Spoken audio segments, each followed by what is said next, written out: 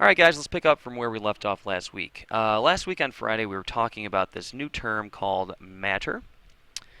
All right, so matter is our new term for really anything that has mass or takes up space. Okay, I hope you remember that definition from yesterday. That's anything that has mass or takes up space. And what we were getting at was really how to further classify this word matter into separate categories, because that's a very general term. Okay, matter really refers to like all the stuff in our universe. Well, that's pretty general. So in chemistry, we like to get it a little more specific, and we can classify matter based on whether or not it's, say, a pure substance, or whether it is a mixture. Now those two words are not very sciencey sounding, so you can probably just sort of get what it means based on your prior knowledge, okay? A pure substance is, of course, anything that has only one substance in that substance. I know that kind of sounds sort of repetitive, but that's the definition that we kind of like to use, okay? A pure substance is where there's only one kind of matter in that sample, as opposed to a mixture, which has multiple kinds of matter in that sample. For example, a pure substance, let's say we've got a tank of just pure hydrogen gas. All that's in that tank is hydrogen gas. There's nothing else. It is only or purely hydrogen gas. So I can call that sample of matter a pure substance, as opposed to a mixture, which is, say, a cup of water with a little bit of hydrochloric acid mixed in there. All right, the water and the hydrochloric acid are two different kinds of matter. I have two different kinds of substances together in one beaker, so that sample of matter would be a mixture, not a pure substance. If we were to put these together into a flow chart, it's going to look something like this, which is what we saw in class on Friday. Okay? Now, if we were to go through this, we know our starting point is way at the top. Okay? Now, matter is, again, anything that has mass or takes up space, but that's super general. So we're going to further classify it based on what we know about pure substances or mixtures. Let's talk pure substances first, okay? So if we go over to the left side, we're going to see elements and we're going to see compounds. Those are two further and more specific classifications of pure substances, and the difference is this. Let's think of it in terms of examples, okay? If I give you an example of an element, let's say I have a tank of helium, like when you go to fill up a balloon at like a card store or something like that. They have tanks of helium ready to fill up those balloons.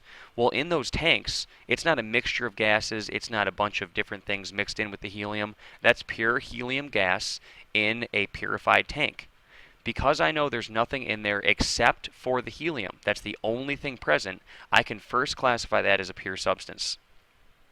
I can call it an element because I know that there's nothing else in this substance besides helium. Okay? It's not a combination of elements mixed together or bonded together. It's only helium.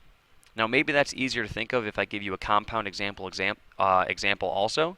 So let's think of a compound. Let's say one that we all know. It's H2O. All right? Now, that compound is really a molecular formula. Okay? That expression, H2O, tells me how many of each atom are in this compound. And we should remember the definition of compound and molecule. Those two kind of go hand in hand. Remember, a compound is any two or more different elements chemically bonded together.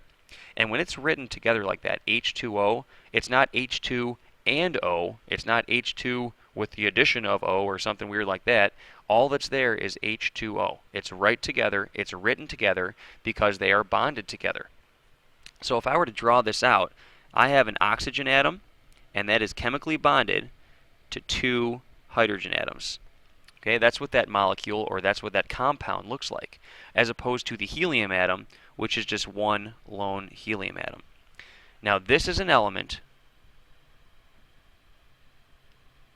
and this is a compound, and I can classify them like that because I know that in this sample over here on the far left, in this sample of helium, I have nothing but the helium gas. I have nothing but those helium atoms. They're not combined with other helium atoms. They're not combined with some other element entirely. It is just the helium element. The same thing would go for an example of like hydrogen gas, and that's diatomic. Okay, that means it exists in basically pairs of twos. So that little two after the hydrogen, that tells me that if I have a sample of hydrogen gas, it's not one lone hydrogen atom by itself. It's a hydrogen atom bonded to another. All right. So let's think about this. Can I still call this sample an element? Well, yeah, I can, because the definition of an element, in terms of classifying matter, is that the only thing present in that sample is the element. All right, even though that I can call this H2 molecule a molecule, well, I can still refer to it as an element because there are not multiple and different elements present in that sample. It's just hydrogen, just like this one here is just helium. Just hydrogen, just helium. Okay?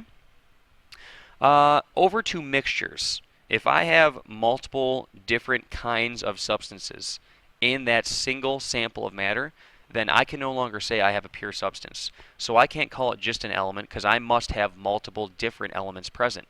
I can't call it just a compound because I must have multiple different kinds of compounds. On this flowchart, we talked about the difference in adjectives of homogeneous versus heterogeneous. So let's remember that homogeneous mixtures have uniform composition throughout. So essentially, that mixture looks the same. Let's say I put salt and water. All right, salt is a compound, water is a compound. If I were to combine those together, you wouldn't be able to tell the difference between one and the other in that mixed up glass of salt water. It's all going to look the same. That's uniform composition. Okay? A different example is heterogeneous. Now the prefix hetero means different, so it makes sense that that's our adjective describing a solution with different composition throughout. I can tell a difference between one piece of that mixture and the other piece of that mixture, like Italian salad dressing. If I were to sit or have a bottle of salad dressing sitting in my pantry and I let it sit there for a day or so, I'm going to be able to tell the difference very easily between, say, the oil that rises to the top, the water that makes up kind of the middle of that bottle, and then all the spices and little specks of flavor and stuff that are going to sink to the bottom. It's really easy for me to pick out the differences in the composition of that sample, so I can call that heterogeneous. Okay?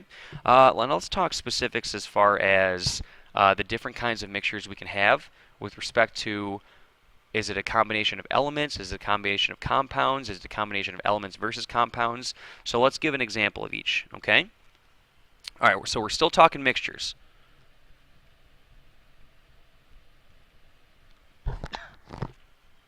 For those mixtures, we can have a mixture of elements. We can have a mixture of compounds. And we can have a mixture of compounds and elements. Here's our example of that, okay? A mixture of elements would be, let's say I have H2 and helium in the same sample, okay? I have two gases present in some container.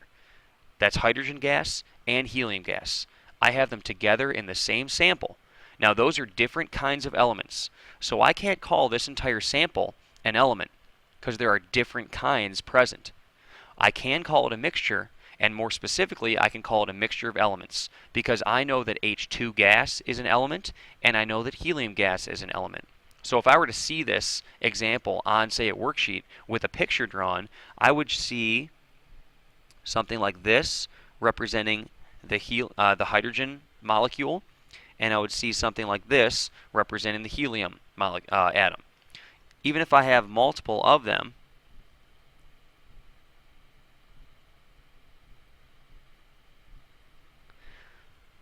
if this is the sample that I'm looking at, I'm still going to call that a mixture of elements because I see helium atoms and I see hydrogen molecules.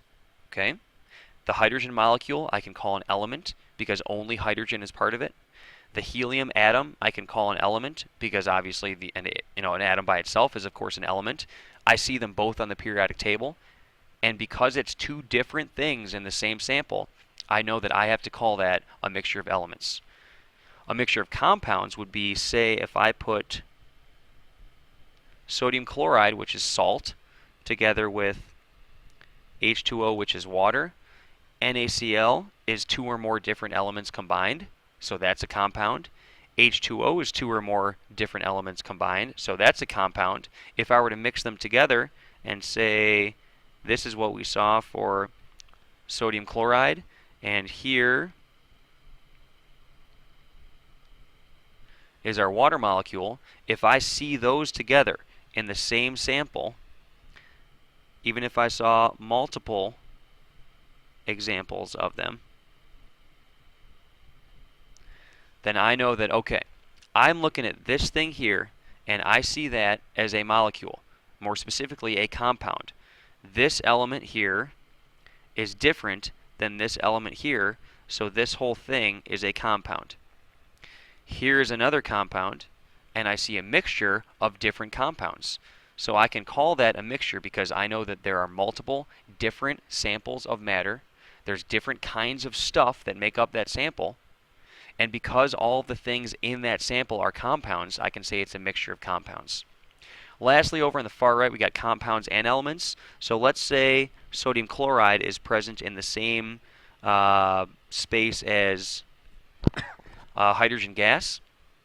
So here is my sodium chloride molecule. Here is my H2 molecule. And if I have those present in the same sample together, there's my sample. I'm looking at this one first, and I'm thinking to myself, okay, I know that this element here and this element here are different elements. They are combined, as is, which is to say they're bonded together, so that's a compound. Look at my other thing now. Here is a molecule, but the elements that make up that molecule are the same element. All right, that's H2. H2 I can call an element because the only thing that's part of that sample is the element itself. But if I look at the entire thing as a whole, the entire sample, I see elements and I see compounds. So I see a mixture of different things. And what are those different things? Well, right there is a compound. Right there is a molecule. That is a mixture of compounds and elements then, based on what I know about my definitions of compounds, molecules, and elements. Okay? Now those are a bunch of different terms we can use to describe matter, and you need to be able to do this because in order to, say, complete our labs that kind of require a little more specificity with like kind of real life solutions that we're going to see right in front of us instead of just on paper, we should be able to classify these very easily based on what we know about the formulas and how they work together in different samples. Okay? Thank you very much, guys.